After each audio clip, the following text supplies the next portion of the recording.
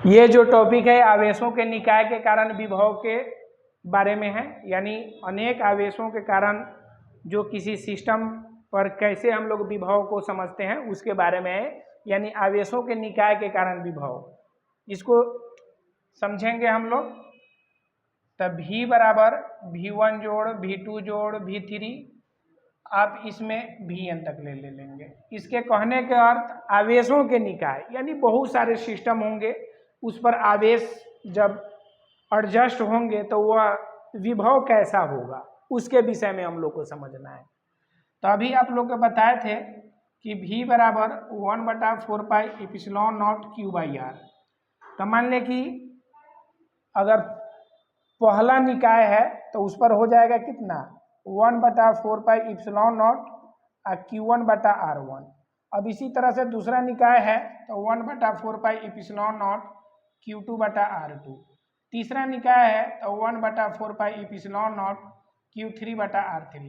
अब as soon as इसी तरह से ये चलता रहेगा।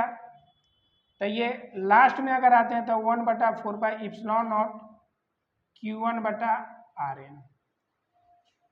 ये टोटल कुल विभव के लिए है। तो इसमें सब में कॉमन है, उसको हम कॉमन ले लेंगे। 1/4 एप्सिलॉन नॉट कॉमन ले लेते हैं तो ये हो जाएगा Q1/R1 Q2/R2 Q3/R3। अभी चलेगा, ये हो जाएगा Qn/Rn।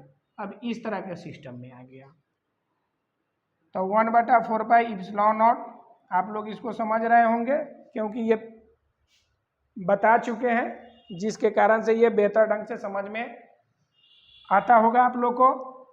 तो यहाँ पर अब देखना है कि ये बहुत n टर्म तक ले है। तो n टर्म के सिस्टम होता है एक समेशन लेके सभी को एक छोटा कर देना।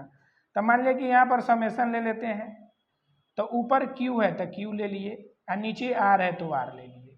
अब यहाँ समझना है, ऊपर n ले लिए, यहाँ पर I बराबर 1 ले लिए। अब यहाँ पर भी I लगा देते हैं, यहाँ पर भी I लगा देते हैं। तो ये अब आपका हो गया 1/4 epsilon not summation n I बराबर 1 यानी QI/RI। अब यही हो गया अनेक आवेशों के कारण विभव। अब जितना भी इस पर आवेश होगा उस सभी को हम इसमें लिख सकते हैं। आप लोग को बेहतर ढंग से ये समझ में आया होगा। अगर कोई परेशानी होगा तो कमेंट कीजिएगा। अगर वीडियो अच्छा लगे तो शेयर और लाइक जरूर कीजिएगा।